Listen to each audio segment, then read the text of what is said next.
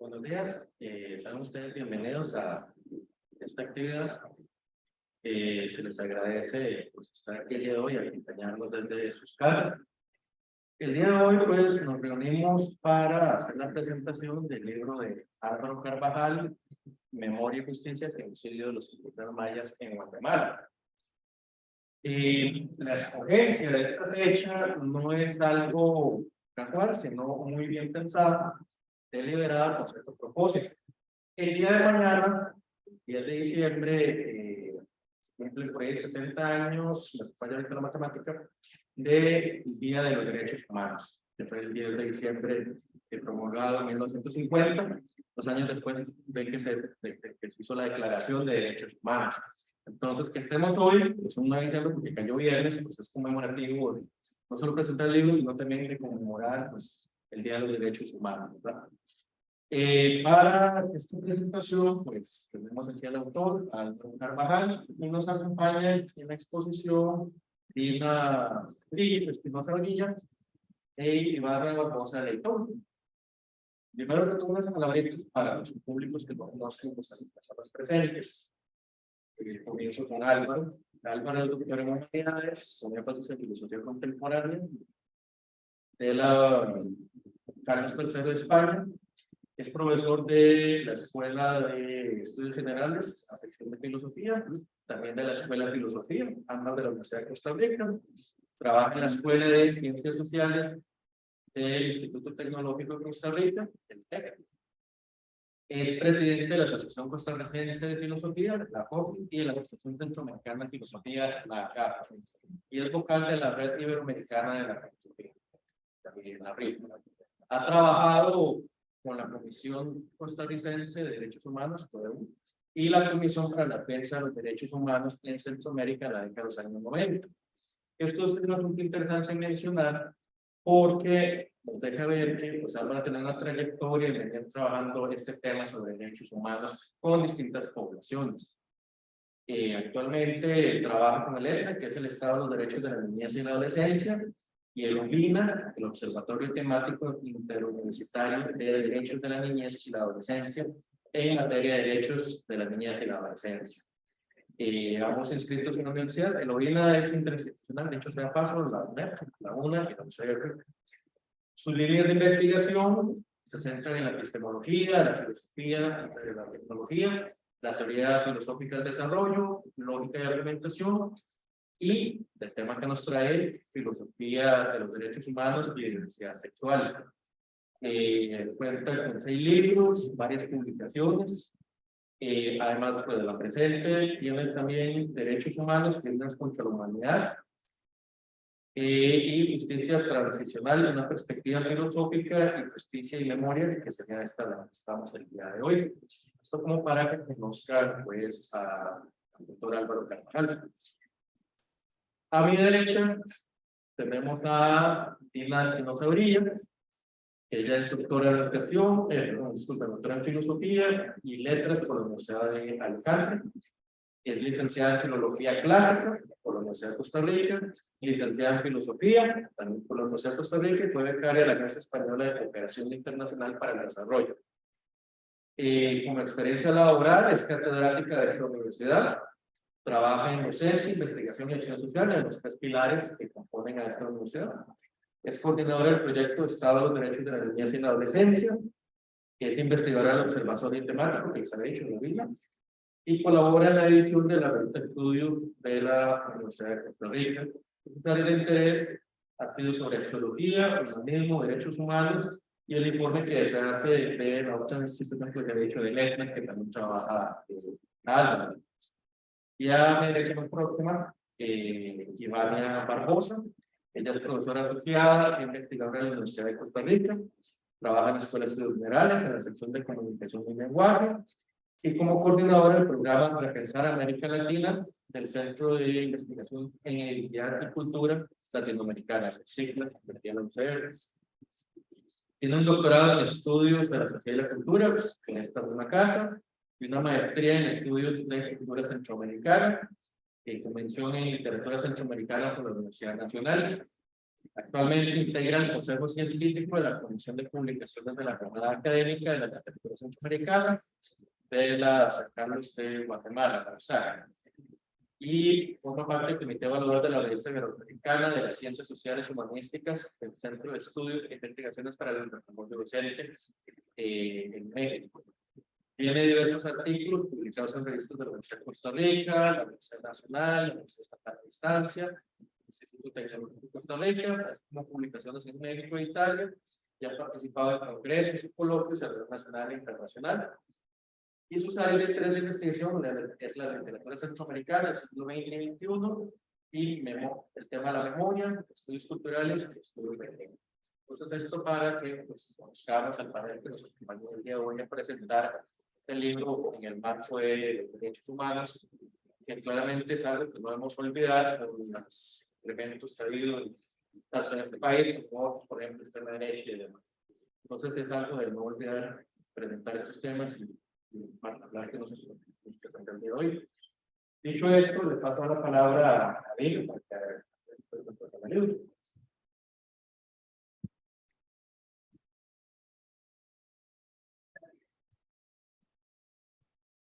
Buenos días. Bueno, muchas gracias por la oportunidad de dirigirse a usted en esta ocasión, que una vez más, pues, estamos celebrando y conociendo los detalles de las obras del doctor Rafael Villaplana, en esta ocasión, un tema que sin duda es muy delicado y que debemos abordar, pero con mucha pericia, como él lo hace, de la memoria de la justicia de parte del genocidio de los indígenas mayas de India. Bien.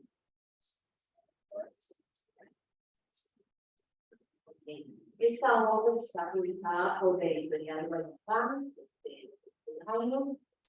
unas 90 páginas. Está basada, pues, en un ciclo en sí que desarrolló el profesor Rafael Villaplana, titulado El genocidio de indígenas en Guatemala, muy similar de la memoria y justicia de 2003. De estas reflexiones, de estos análisis, utilizando el cine como parte de los testimonios que recoge la obra, pues da lugar a este análisis que hace sobre los actos acaecidos, sobre todo en la época de 1981 al 83, más concretamente en una zona de Quiché, en Guatemala, conocida como Triángulo de Exilio, que corresponde a la etnia Exilio. Y que los pueblos, digamos, que más se mencionan acá, podemos encontrar de Santa María de Nevada, San Juan de Oxal, San Gaspar, Chajul e Ixcal. Entonces, esto es una, o sea, hablamos del pueblo maya, porque ustedes sabrán, hablamos de dos etnias distintas sobre Guatemala, y fundamentalmente, de gracias que acontece a todas estas personas, se concentran sobre todo en nuestra bien, estos actos van a ser un conflicto mucho más largo en el tiempo, un conflicto que inicia en los años 60 y llega prácticamente hasta el 2000. Pero el gobierno de Romero de García y de Efraín Ríos Montt es cuando se dan los atropellos que están más desgarradores, y es a lo que en particular en esta obra se hace cierto detalle, cierto realce, por decirlo así, para no callar la memoria histórica de estos acontecimientos. Entre eso, pues no queremos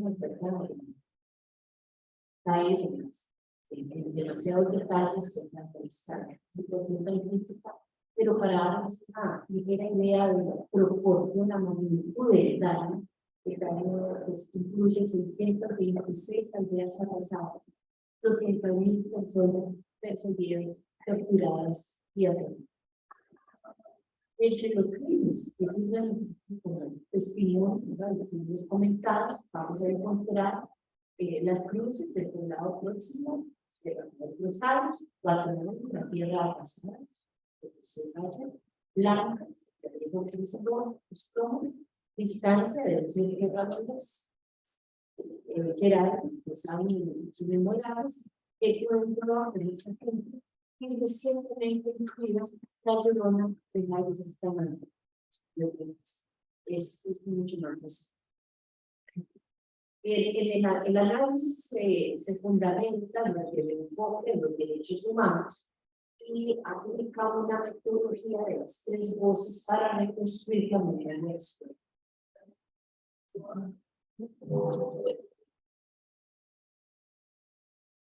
En este caso, yo cito la manera en que relacionamos la temática con los fines van a servir como una interpretación del genocidio y el post-genocidio visto desde la secuencia temática de sus fines. Y entonces el libro nos va llevando un diálogo exploratorio, en el que vamos a ir descubriendo lo que llamamos aquí la elaboración del análisis a partir de las 3 planas. La primera voz, la que denuncia el daño, obviamente, de las víctimas. La segunda voz es muy interesante porque es la persona que atiende la situación y la que puede o no hacer algo, o puede dedicar a conocer la situación que simplemente solo revisarla o dejarla allí en el vacío del silencio. Pero la tercera voz viene siendo un momento en el que se música el daño por imparcial. Es un momento que alude a la reflexión y respetar al trabajo filosófico. Bien, el conflicto pues surge desde lo que conocemos como una violencia estructural política de sociedad. Para la grande desconocida, la exclusión económica de los indígenas, los impactos de la 45% de la población es indígena, y lo recalca, los pueblos originarios no mezclados, ¿verdad? Los pueblos mezclados ya están más allá del 45%. Pueblos que conservan sus culturas, sus tradiciones, sus lenguas, y estas personas que tienen mayoritariamente, digamos, función de víctima, tienen una exclusión económica de estas actividades. Padecen, digamos, sufren también una exclusión por racismo, subordinación.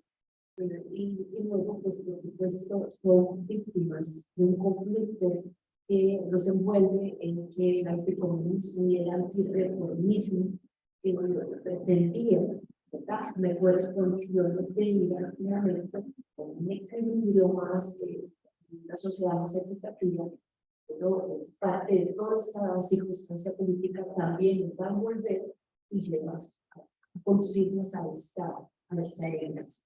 Además de que en este momento hay un ejercicio del poder político centrado en el accionar de ellos. Ahora, ¿quiénes están en los grupos involucrados donde el ejército guerrillero de los pobres, de la Altiplano Occidental y la Organización del Pueblo en Armas, la OLP? Y ahora, no sé si me detallará la historia, están las portadas de los capítulos, en los que el doctor Carvajal ha ido recogiendo un pensamiento, una observación muy importante que nos resume también muy bien a las referencias de recuento de estos acontecimientos. Bien, ¿qué es el genocidio? ¿De qué consistió el genocidio? ¿Por qué hablamos de genocidio? Porque aquí no se trata de perseguir personas que cometen un delito tipificado. Aquí no se trata de perseguir, torturar, asesinar personas que de alguna forma tienen alguna participación en movimientos que entran en choque con la estructura jerárquica del gobierno. No, aquí se trata de que toda estructura militar bien organizada que hace sistemáticamente digamos, una investigación contra los estructuras. Entonces, no es solamente que se trata de que hay un conflicto político, armado, más, esto va mucho más. Entonces, cualquier persona que simplemente estuviera ahí sufre las consecuencias de este conflicto. Entonces, el ataque aquí se califica en un asilo, pero es un ataque directo contra el pueblo humano. Se da en tres, digamos así, tres etapas.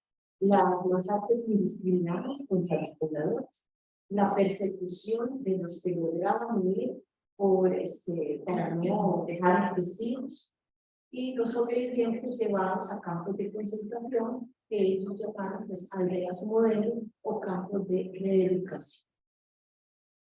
Entonces, hay como una consigna de además de no dejar huella de los acontecimientos que están sucediendo. El genocidio es entonces un estado de criminalidad sistemática que el profesor Carvajal lo señala como actos de persecución, desplazamiento forzado y destrucción de un pueblo étnica o nacionalidad con total denegación del derecho a la vida y a la vida. Entre los recuentos que han salido a la luz, entre las cosas que se han podido saber o determinar en la alguna medida, en solo 3 años, del 87 al 89, se hace un recuento de 333 niños y niñas vendidos con documentos falsos. Quema de casas con sus ocupantes encerrados a la vida. Destrucción de los cultivos, mujeres usadas como botín de guerra, sometidas a atropellos de toda índole, utilizadas como esclavos para uso de la violación de guerra, violación, tortura, muerte y manera organizada. Entonces, pues estos son actos que no se pueden acallar y por lo que aún no nos debemos abandonar, porque lamentablemente en el mundo sigue ocurriendo propósitos de medidas que nos convocan y que hace muy oportuna la presentación de esto. Bien, los procesos de paz tampoco fueron fáciles. Mejoraban las situaciones, pero todavía hay un camino que recorrer, todavía hay miedo, todavía hay persecución. Pero el proceso de paz que se negoció entre algunas organizaciones y fundamentalmente los informes del gobierno de Guatemala, nunca más, pero que del 2010 y del de Guatemala y del mundo del silencio, digamos, contribuir realmente no solo dar a conocer esta situación, sino a convocar a la presidencia internacional que permite ya existió esta reconstrucción de la memoria histórica para llegar a la justicia transicional. Entre las personas que han contribuido a este quehacer, contribuyeron también está el trabajo que hizo el senador Juan Federal, asesinando a los colombianos. Y como que se después era empezar a conocer, a decir y a que se conocieran los actos que habían. Conocer la verdad, la única forma de que es esta actividad de fantasías. Entre los acuerdos de paz son bastante de naturaleza, mediaban mucho en los países combinados y otras potencias. He resaltado algunos de los conceptos que los enmarcan, que estos acuerdos que se firmaron entre el gobierno guatemalteco y la Unidad Revolucionaria Nacional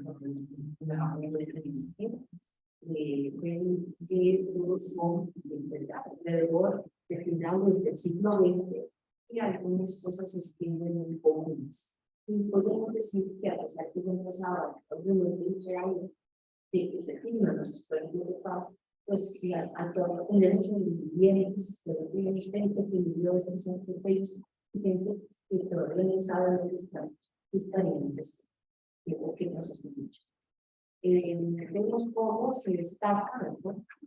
Para empezar, la democratización, la búsqueda de la paz, no fuera una situación de inactividad, no había mucha sesión, no existencia, en este caso, pues, del gobierno, en los años, la apelación por los derechos humanos, el resarcimiento, ¿verdad?, hacia las condiciones desarraigadas, el alto tipo de violencia, el reconocimiento de la identidad étnicas indígenas, especialmente en este caso de la Brasil, y de los pueblos indígenas y de sus particularidades.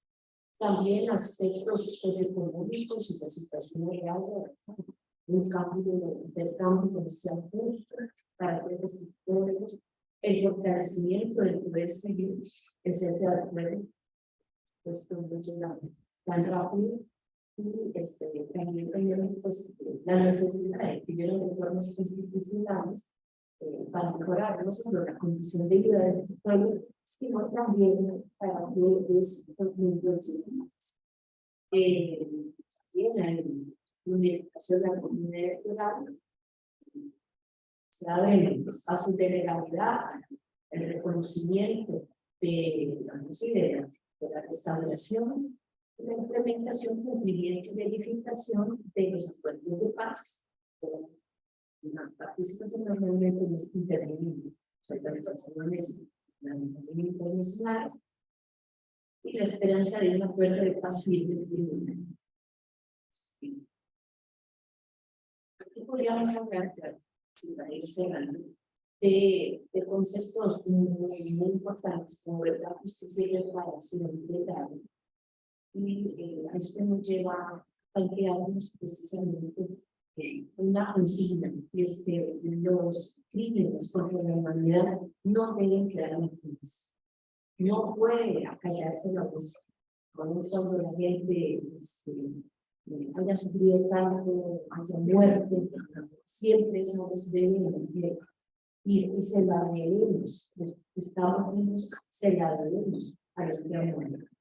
Entonces, tenemos, por ejemplo, el concepto de justicia transicional que implica una serie de derechos. Tenemos el derecho a la memoria, el derecho a la justicia, el derecho a la reparación y el derecho a la vida.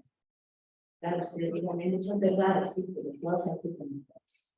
Entonces, y esto, pues obviamente, sabe que todavía hay cosas que discutir, no siempre los tribunales son prontos para dar respuesta a muchas cosas. Ya ellos no se lo juzgó. Y quiero ir cerrando también con esta frase aquí que cito de este aspecto de la reparación va más allá de lo económico y de un momento dado. Es un proceso que a las víctimas tiene una serie de demandas que no todas pueden ser expresadas en el momento o inmediatamente después de los hechos. Esas víctimas viven un lento proceso para asumir y superar el duelo y el dolor. La reparación pasa por el reconocimiento de las víctimas, lo que necesariamente implica la constitución y el reconocimiento oficial de la verdad y la prevención de la justicia. Y estas son las imágenes de los documentos que gestionó el señor Gerardo, ¿verdad? Y una lana nunca más, una canción que se hizo en su honor, precisamente pues, con esa consigna de no volver a pasar, ¿no? Aquí en una parte, y nada más me estoy haciendo. Muchas gracias por todo esto.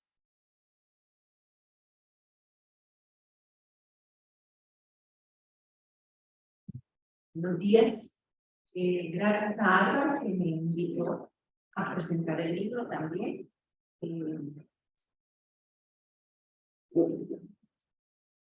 Voy a iniciar.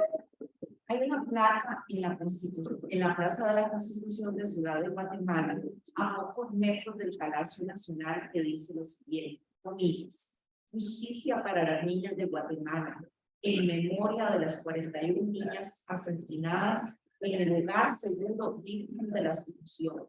Renombramos a este espacio como Plaza de las Niñas de Guatemala. 8 de marzo, no las olvidamos, fue el Estado, comillas. Inicio la presentación del libro Memoria y Justicia, el genocidio de los indígenas mayas en Guatemala, de Álvaro Carvajal Villaplana, mencionando lo anterior. Yo vi la placa en julio de este año cuando caminaba por el sitio. Es relevante que, a pesar de que el medio entre los hechos analizados por el autor en el libro y lo sucedido en el hogar que albergaba, mujeres en condiciones de abandono y calle, 21 años, el clamor es el mismo: justicia y memoria frente a la impunidad y el olvido. Doy paso a lo que me convoca hoy. Memoria y justicia, el genocidio de los indígenas mayas en Guatemala, obedece a años de trabajo, recopilación y estudio que Álvaro ha demostrado sobre el tema del genocidio centroamericano. Organizo la presentación desde 2 años, que mi formación literaria me señala, el formal y el informal. En cuanto a aspectos formales, destaco en un primer momento un prólogo escrito por Luis Alberto Tubac Parra, de la Facultad de Humanidades del Departamento de Filosofía de la Universidad de San Carlos de Guatemala. Tubac Parra expone que Guatemala ha sido espacio y objeto de violencia desde la llegada de los españoles, en los que la confrontación ha polarizado. Hay una mayoría indígena, como lo señaló Lina, que vive lamentablemente en las tinieblas de un sistema occidental, moderno, racional y patriarcal. Y está su contraparte, que son los ladinos, aquellos que dominan de una superioridad, ejerciendo sobre los primeros una relación cuyas raíces pueden darse desde la época colonial. Sobresale la línea expuesta por Tubac Parra, una visión marxista, lo que le ha permitido generar la dialéctica indígenas y ladinos, y sobre ello montar un bosquejo general sociohistórico de la nación que lengua náhuatl clásico significa, comillas, lugar de bosques o de muchos árboles, comillas, en cuya sombra tupida se acogen relaciones de explotación, sumisión y marginación que han permeado el devenir de Guatemala durante siglos.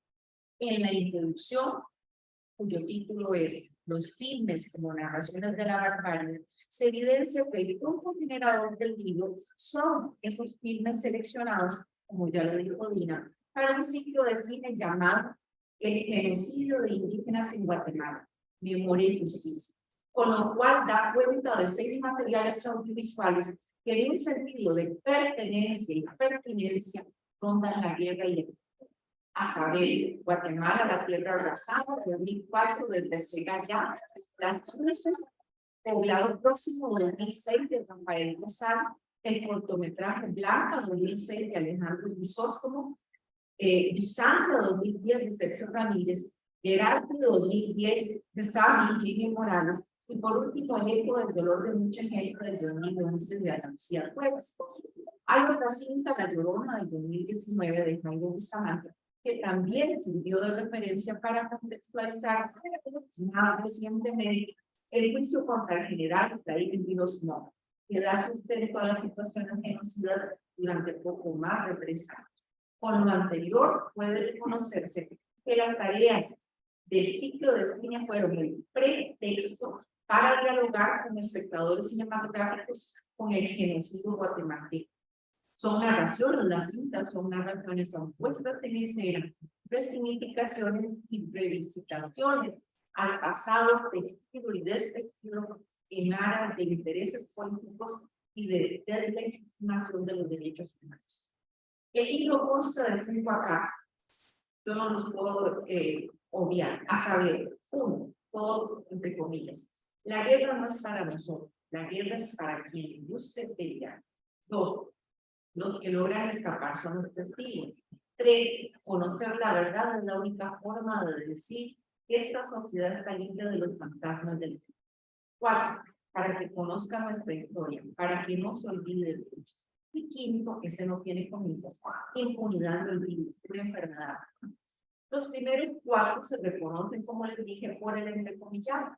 Es decir, son frases dichas y tomadas del corpus cinematográfico, con lo que el autor da cuenta de la verbalización y también de la catarsis de la finalización de la guerra, del autorreconocimiento de la supervivencia. Cada capítulo en su estructura interna posee otras subdivisiones alejadas del sentido metafórico inicial que le dio nombre, pero que teorizan sobre las situaciones específicas que las han planteado. Como elementos paratextuales sobresalen los rasgos tipográficos, las fotografías de tono oscuro, lo que puede interpretarse semánticamente como los ambientes funestos que rodean a las personas, las acciones y los contextos. Son en su mayoría fotografías sobre exhumaciones, sobrevivientes que sostienen retratos de sus familiares desaparecidos y que juntas constituyen una lectura a la par de la lectura del discurso argumental. En esa exposición de imágenes, los títulos no escapan de un color rojo sobre esas tonalidades oscuras, lo cual resulta significativo y atrayente al iniciar cada. Hago un señalamiento, y es que la calidad editorial descuidó, omitió o repitió en algunas ocasiones desatendió problemas de acentuación y de concordancia. Es probable que en una futura reimpresión esa calidad editorial sea mejor presentada. En cuanto a aspectos de fondo, voy con lo primero que debe ser claro en todo proyecto y es el objetivo. Porque si bien el corpus cinematográfico es pretexto, no define una tarea precisa, aunque sí delimita un referente de su.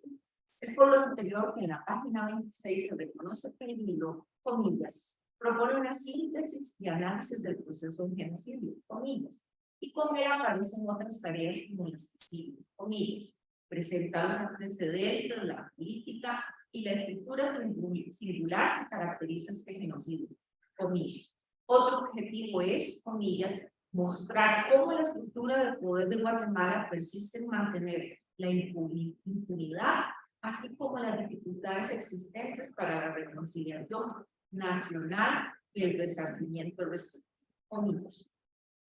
Carvajal Villaplana sustenta epistemológicamente las concepciones sobre el genocidio y al hacerlo no excluye el diálogo compositivo y testimonial que el corpus fílmico le propone.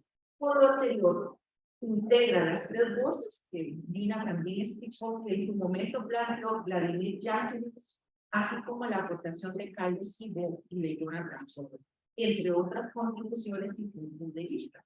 Por consiguiente, diversifica su estudio con documentos emanados, si bien es cierto, desde la misma Guatemala, como Dina lo señala, desde organizaciones internacionales, como son el informe del proyecto interdiocesano de recuperación de la memoria histórica Guatemala Nunca Más del año 1998, elaborado por la Oficina de Derechos Humanos del Arzobispado de Guatemala, y el informe Memoria del Silencio del año 1999, producto de la Comisión de Esclarecimiento Histórico. El resultado es entonces la disección y la fragmentación del genocidio como delito de lesa humanidad, como quien busca entre los restos de los cuerpos lanzados al vacío. El autor pretende armar con los distintos presupuestos teóricos la dimensión filosófica de tal acto para una comprensión desde los derechos humanos. Hacia ese reconocimiento y construcción trabaja el texto propuesto, en el cual el andamiaje discursivo del genocidio en la nación guatemalteca no se torna pesado por su lenguaje, sino por su carácter interpretativo y sustentado de la terminología, lo cual me lleva a afirmar que la violencia también construye conocimiento.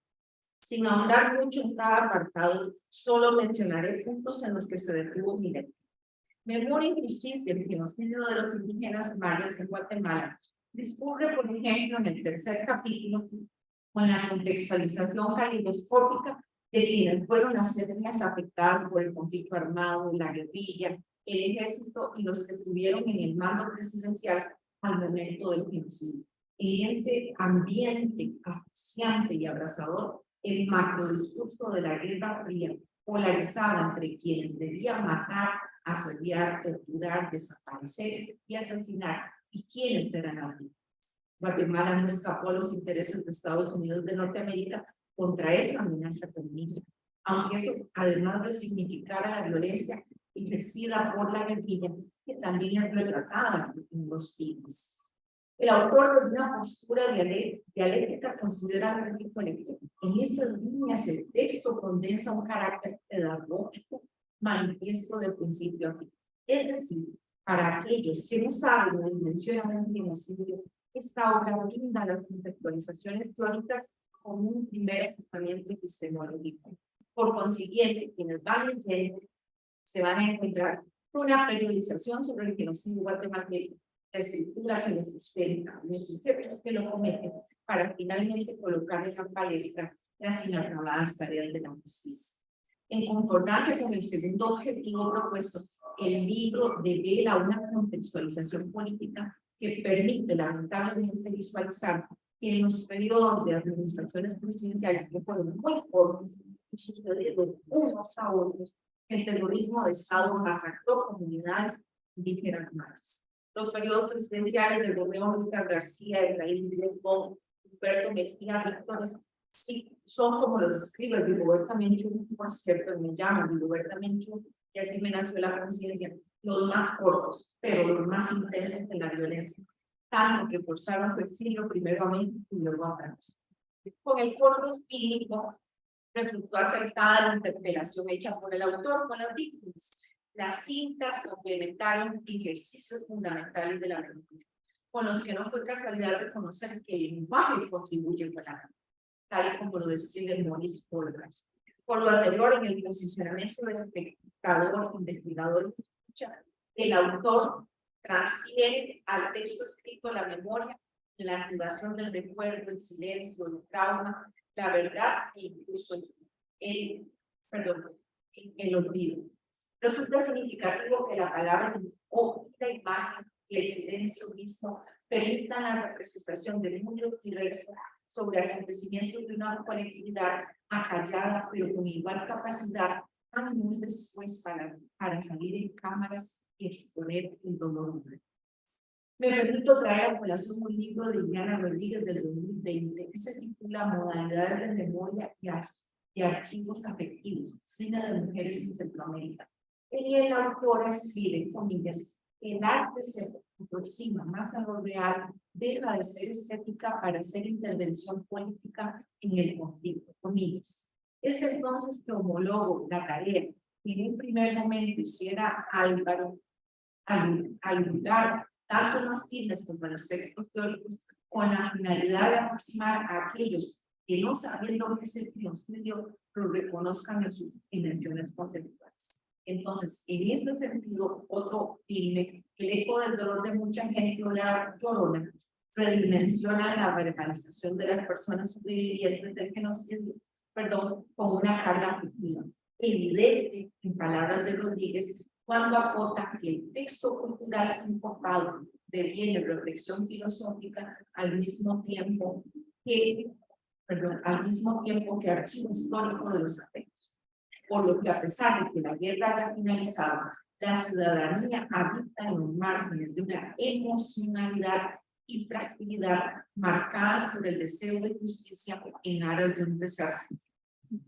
En las fotografías, en el corpus cinematográfico y en las frases de los acápites es el evidente llamado a no olvidar, porque quienes viven a pesar de son ese archivo histórico de los afectos, son texto mismo de un periodo convulso de la nación centroamericana. Voy cerrando. Un libro, específicamente los de carácter investigativo de análisis, no puede quedar con el cierre de un ciclo que dio inicio desde la portada misma. Al contrario, debe ser propositivo de tareas para el autor mismo, quien en tono autorreflexivo señala los derroteros y futuros por los cuales transitar. En ese sentido, Memoria y Justicia, el genocidio de los indígenas mayas en Guatemala, hace el cierre asentando que efectivamente el hecho de nombrar con el término genocidio al crimen contra la humanidad es de reciente edad, lo que implica abrir las puertas para más investigaciones al respecto. Es lamentable que los horizontes hacia los que pretende caminar la ciudadanía afectada por el genocidio se estén alejando cada día o se vayan difuminando en instantes administrativos.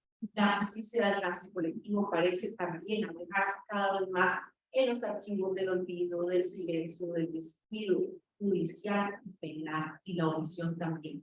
La actitud reacia, descuidada y de menosprecio por los derechos humanos de las comunidades étnicamente diferentes al predominio nazismo ha obstaculizado alcanzar un resarcimiento en todos los ámbitos posibles.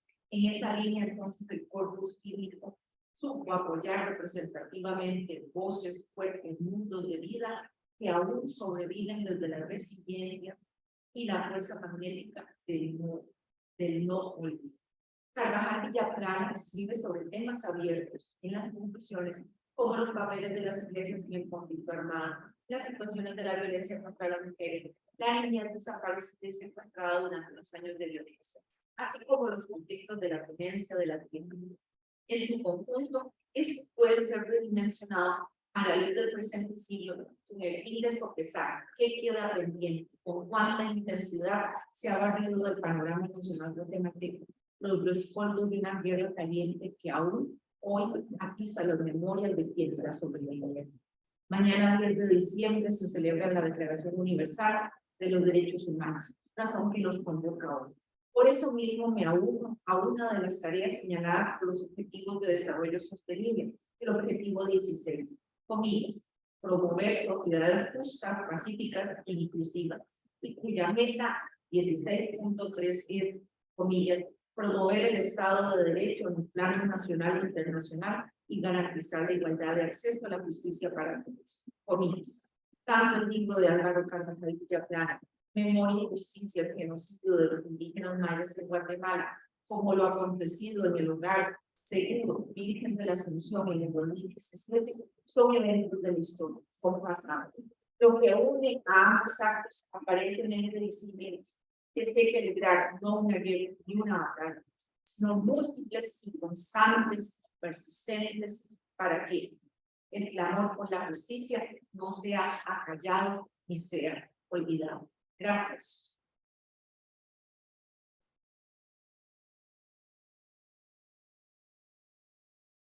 Ahora sí, Carlos Cortelé.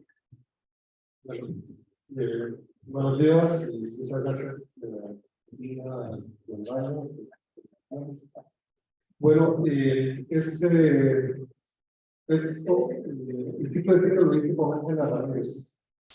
Hay que reconocerlo, digamos, es un ciclo que tiene humor de los crímenes de ordena, cronológicamente, están escogidos y pensados de esa forma, y el libro sigue con la misma estructura. ¿No? Eso es interesante. En los ciclos que sigue,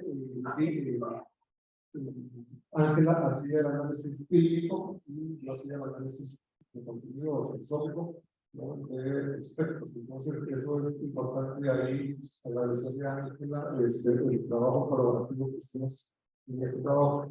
Y luego, las fotografías son de Jonathan Muller, que generosamente las pidió. En parte debemos empezar una exposición de esas fotografías, porque dice mucho, ¿no? Acerca del conflicto que se vivió. Por otra parte, yo trabajé con el Colegio Pedrotas en ese mismo beta. No se hablaba tanto de genocidio en ese periodo, con el que hablaba de impunidad. Y llegaban, todavía llegaban muchos casos de mujeres, de derechos humanos, mujeres, hombres, campesinos, indígenas, que eran asesinados, y todavía había como pueblos que habían sido arrasados. En los 90 apenas comenzaba a salir información, ¿no? sobre estos asuntos. Y es interesante en el caso de Guatemala, porque el proceso que va, una parte del proceso que habla el texto sobre la justicia transicional se debe a los acuerdos de paz, ¿verdad? Los acuerdos de paz son los que participan esta justicia transicional, que ya lleva más de 30 años, bueno, hoy se cumple, se cumple como 35 años, los acuerdos de paz, ¿no? Y estos procesos de transición son muy largos, y Guatemala ha mostrado lo largo que es, por los múltiples espacios que se han mostrado, y como dijo Lina, no termina de consolidarse la nueva estructura, la nueva sociedad, la nueva democracia, ¿no? Todavía está como lejos de eso, ¿no? Este país. Bueno, entonces, y esto para ubicarnos en Centroamérica, porque esos conflictos en Centroamérica es el genocidio más con diferencia en relación con América del Sur.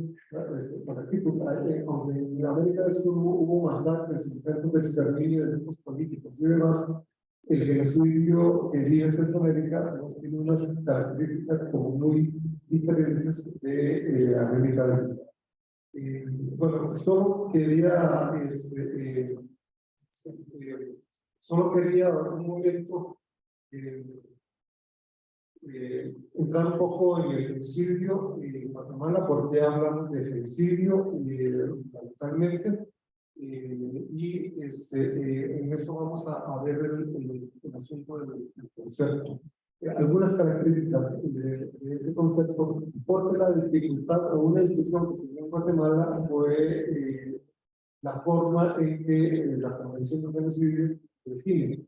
Entonces, ahí hubo como una discusión que ahora me convenzo que más bien fue una discusión de lenguaje más que el contenido. Entonces,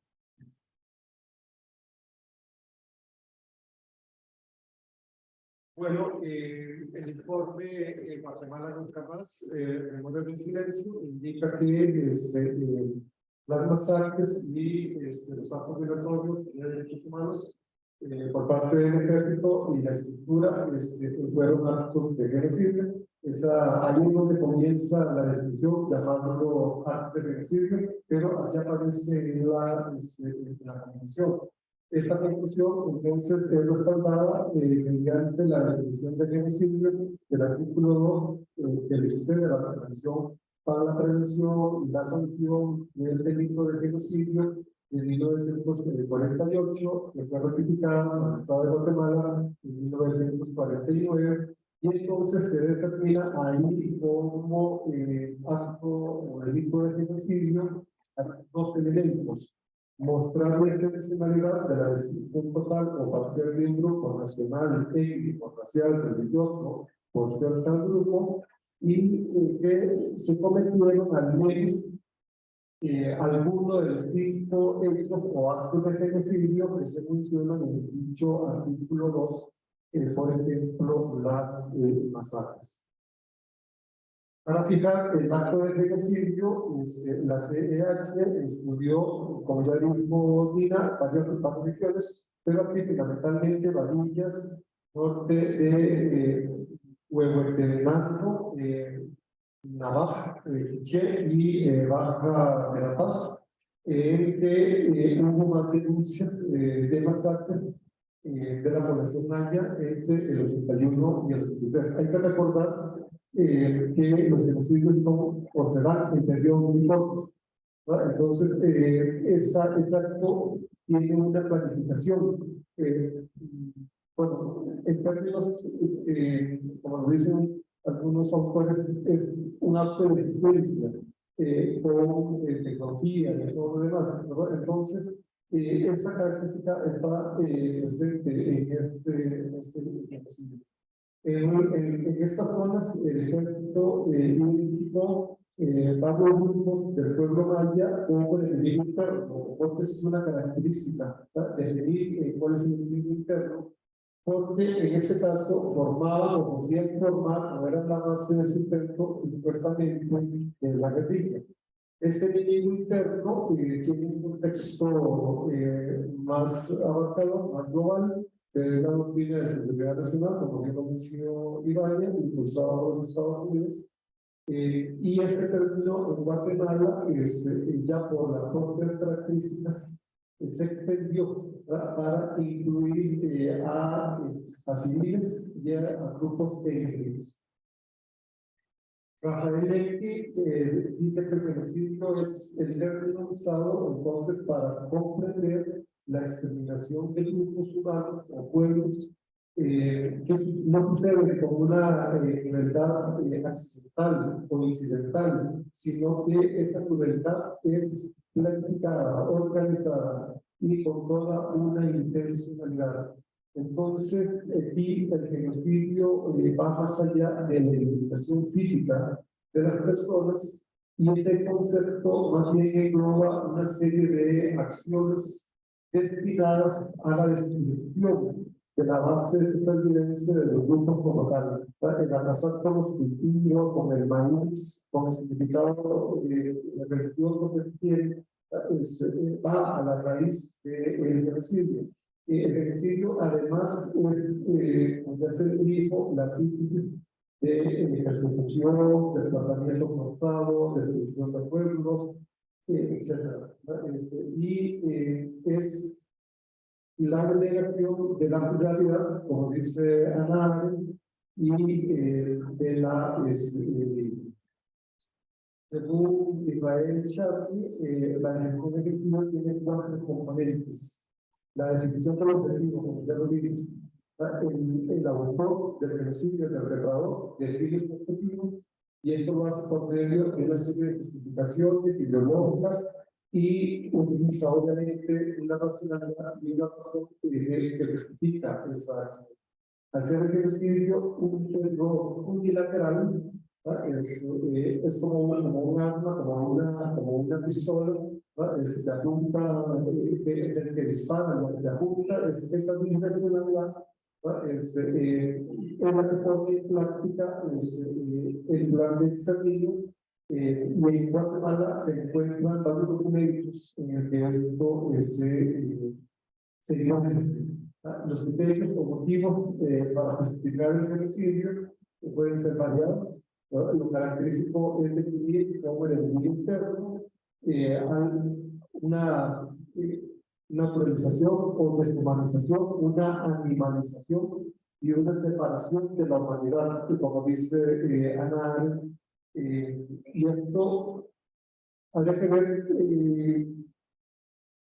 en Guatemala cómo se presenta. La forma que aparece esta consideración de la animalización de los seres humanos es en algunas de las partes del genocidio en el que los indígenas son cazados por tipos de venado y se utiliza una técnica de caza de venado. Entonces ahí es donde yo veía este elemento que aparece, recuerden, en Ruanda se consideraban cucarachas y para los judíos muchas veces se referían como a las ratas. Entonces, es algo que hay que exterminar, ¿no? Que es una plaga que hay que exterminar y se baja, se invierte la moral y ya no son humanos, ¿no? Se vuelve, se les saca de la condición humana y eso facilita ideológicamente, políticamente, el exterminio. En caso de, bueno, esta característica, el grado de intencionalidad, ¿no? Ya lo hemos dicho, que se muestra en los planes y las acciones y la planificación de esas acciones. El perfil del ejecutado, de los ejecutadores, ellos, el perpetrador se ve en imagen de sí misma como amenazado por un enemigo real o ficticio, y reacciona frente a esa amenaza. Entonces, el perpetrador no se siente que hace el daño, sino que cree que está haciendo el bien, otra vez convierte la acción moral y aquí se habla como de los fantasmas, los asesinos, y los modos de la puesta en práctica, ¿verdad? Porque da la apariencia a veces de que todo es espontáneo, como el caso de Rafa, que pareciera como que es espontaneidad, pero recuerda que en Ruanda se utiliza la tecnología, la radio, y se practica por medio de la radio, digamos, los actos de genocidio. Entonces, estas características se encuentran claramente en este genocidio. Y un elemento que encontramos aquí es el odio, ¿verdad? Una gran base de odio, ¿verdad? Y este odio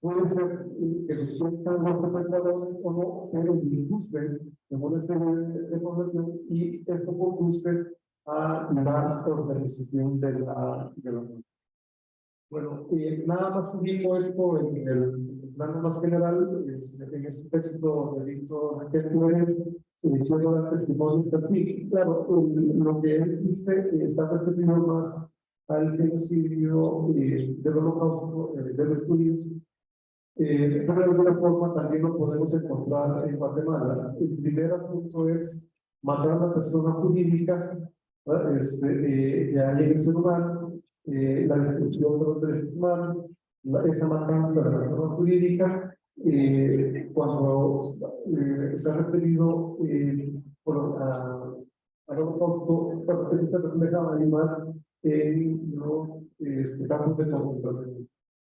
Y la preparación de cadáveres vivos, es el asesinato de la persona moral, de ahí el ser humano, haciendo de la vida insoportable, comprometiendo la seguridad humana y cuestionando la convivencia, y haciéndola como algo erróneo, esa solidaridad y esa convivencia. Bueno, esas características como marco general. Entonces, y me parece que estos elementos se dan en este genocidio, y por eso hablamos de genocidio, aparte de que obviamente ya se tuvo un reconocimiento judicial en Guatemala para estos casos. Bueno, paso un momento a ver algunos elementos.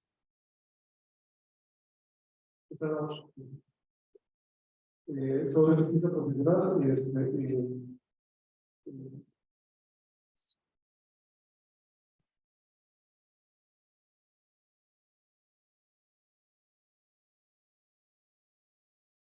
bueno, estos son como unos apuntes que yo tomé. Hay algunos textos que he utilizado en este tema, está el de John Esther, revisión de cuentos, justicia profesional, perspectiva histórica. Este es un filósofo y cientista social noruego, y aquí hace un recorrido sobre casos, de ejemplos, pareciera como que una forma de hacer la teoría es a partir del análisis de los casos. Luego, este otro texto hace justicia en tiempos de transición, el papel del activismo y las instituciones en el fortalecimiento democrático, que es como un elemento muy importante de la justicia transicional. Ese también trabaja sobre casos específicos, y el que me voy a basar en de Catherine Sittin, la cascada de la justicia. Todos los juicios de esta humanidad están cambiando el mundo de la política. Entonces, ese sería pero no voy a ver todas las diapositivas para no entender. Bueno, ¿qué es la justicia transicional? Bueno, es países, sociedades que han tenido una violación sistemática de los derechos humanos. Fundamentalmente, estas violaciones tienen que ver, como aquí se definió, con crímenes contra la humanidad, y que también y a veces la denominación habla de algunos más reducidos de esta manera, tan como contra toda la humanidad, que nos ofenden a todos, y que en ese sentido, estos puntos requieren de una justicia global, y por esto no consigue Y será un proceso después del conflicto de los actos, será un proceso de transición a una forma de sociedad, bueno, por lo general se supone que actividades democráticas y respetuosas de derechos humanos, y este proceso de transición es donde se dan los procesos de justicia. Hay un tratamiento legal o jurídico de estos abusos del pasado.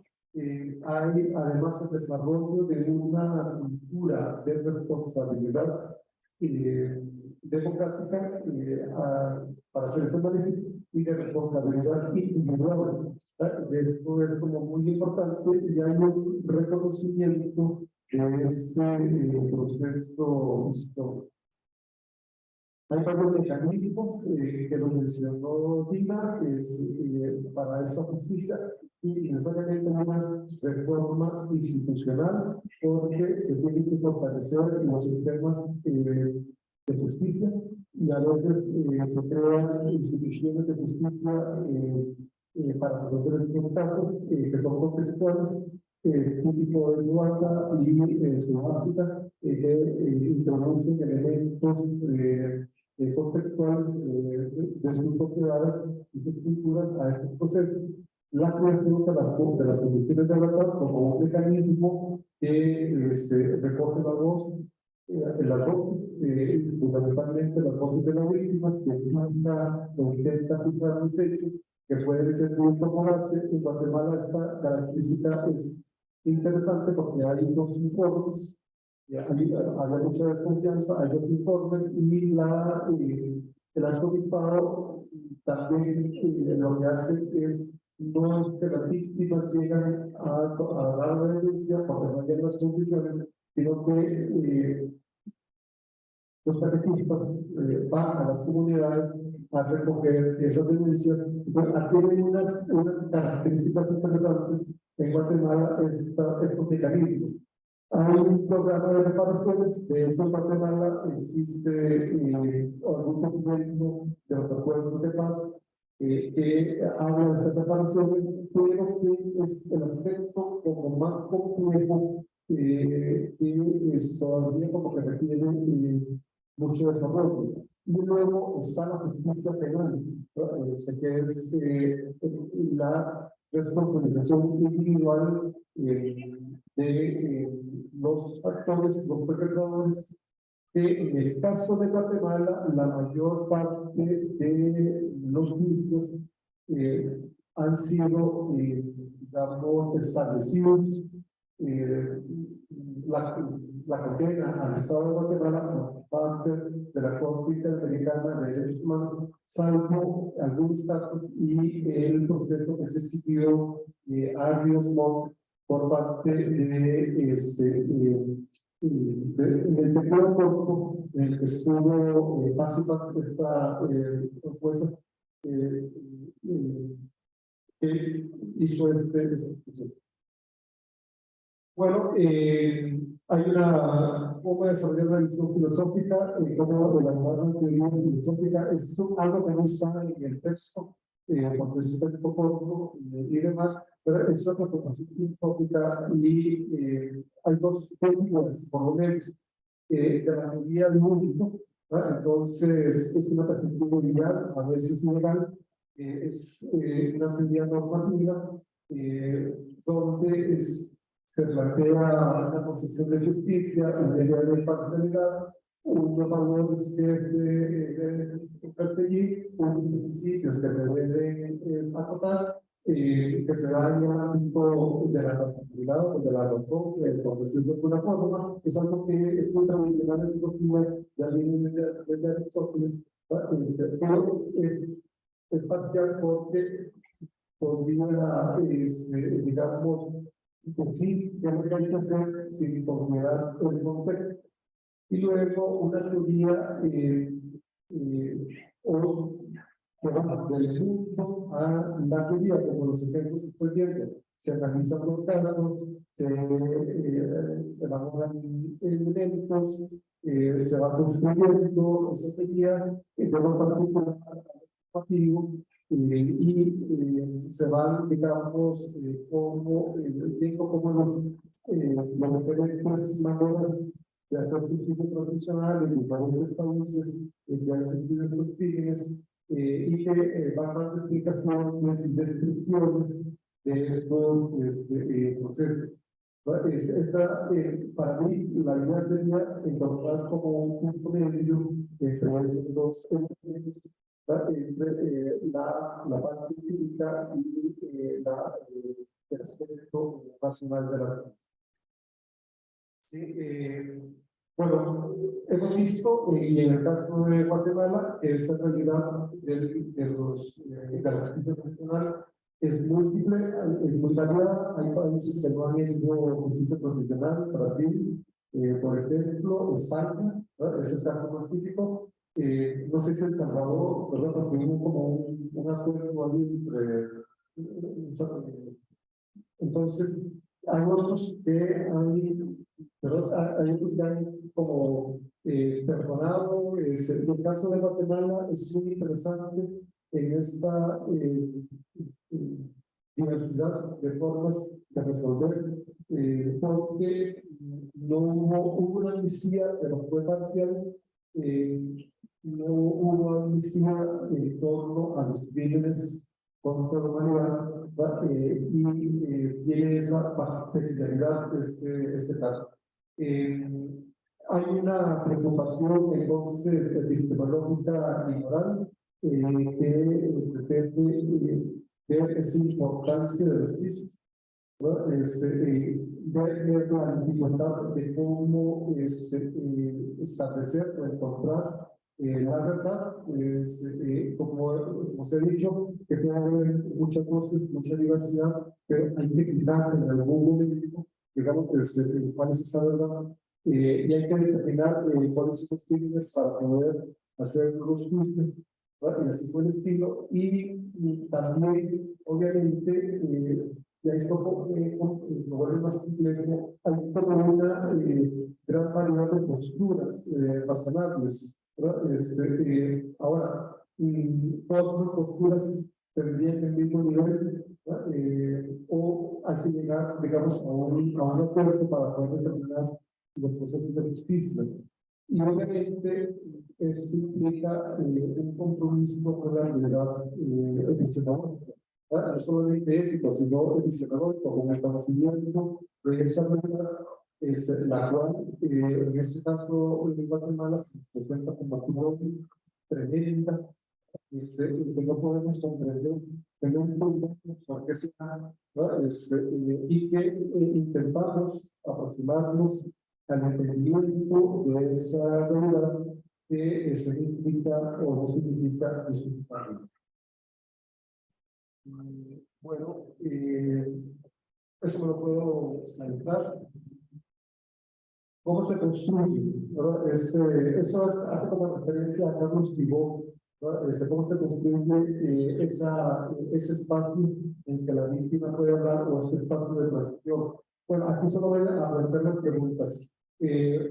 Una doble perspectiva, ver el pasado, ver el futuro, y en medio de ello el proceso, la justicia como una respuesta ante esas injusticias y la necesidad creada por el pasado. Entonces las preguntas son, ¿qué hacemos con el pasado? Bueno, algunos le viene todo el tema de la memoria, la verdad, la historia.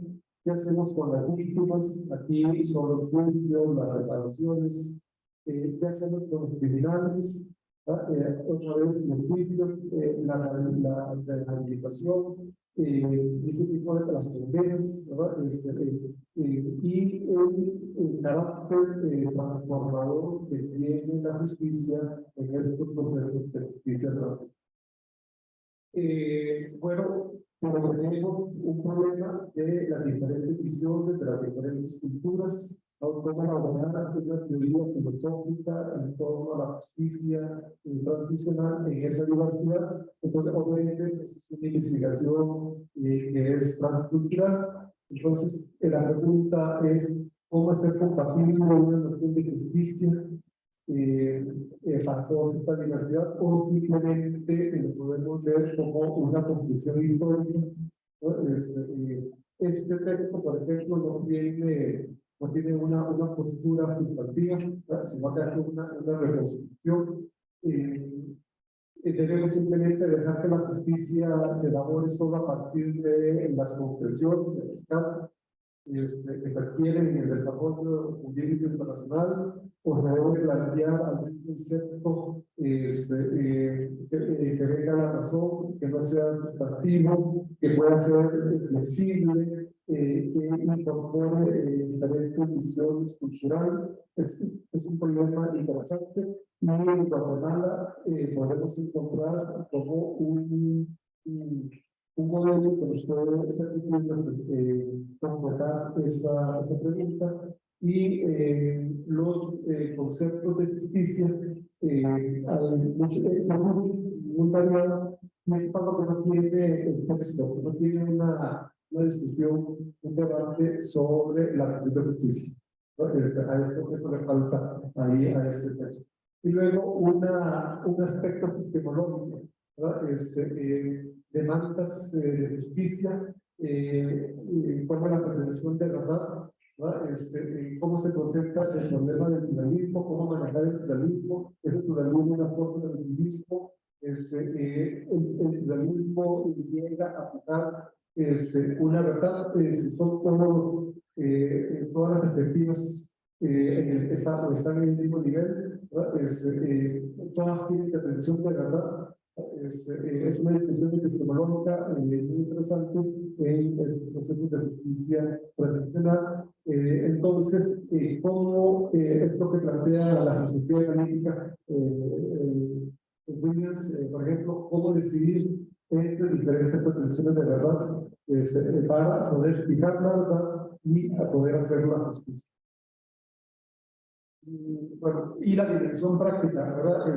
Todos estos procesos de transición, donde a veces está una negociación, pero no puede quedar toda la negociación, ¿verdad? Porque la negociación podría ser simplemente los bancos, nos lavamos las manos, hacemos una amnistía, usted y nosotros somos juzgados, y esta negociación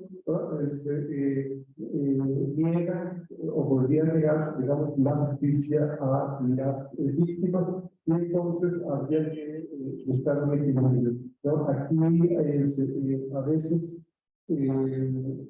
se negocia, ¿verdad? Pero la negociación no quiere decir que sea justo. Bueno, creo que lo que pasaría a ver es que ese mapa que es de CIPINC, ¿verdad? Que dice, sí, dice cómo se llega a un proceso que vamos a utilizarlo más general. Hay discusiones sobre derechos humanos en la literatura y demás, en el periodo antes del siglo XIX. Hay algunos países que comenzaron a completar algunas declaraciones de derechos humanos, y luego de la Primera Guerra Mundial, del Holocausto, del lanzamiento de las bombas atómicas, 1948, lo que era como una discusión filosófica de búsqueda de perspectiva, se nos concreta en un plano más legal, pero todavía no está claro cuáles son los castigos, las penas, los juicios, y va un proceso que para mí implica un progreso, digamos, en materia de derechos humanos. De ahí vemos en Portugal en 1976, y fueron juicios poco conocidos, Argentina, el caso de Pinochet por la aplicación del principio de justicia universal, cuando estuvo en Londres, se fue requerido por la justicia española, los tribunales internacionales y toda una serie de elementos que van a concluir en la Corte Penal Internacional en el 2002, que establece ya un marco muy operativo legal internacional, aunque todavía hay limitantes, que permite ya señalar la responsabilidad individual por los casos de genocidio y que nos concreta, nos delimita más los procesos de justicia tradicional. Y en este caso, en Guatemala, lo característico es esta cultura que uno ha visto por justicia interna, hasta tiene dos momentos. Y me parece que en Guatemala también, a pesar de todos los problemas que hay y que el proceso no se completa, tiene unas particularidades esta justicia transnacional que lo hace un objeto de estudio para el desarrollo de una teoría filosófica sobre la justicia transnacional. Y con esto, hace mucho, termino muchas respuestas.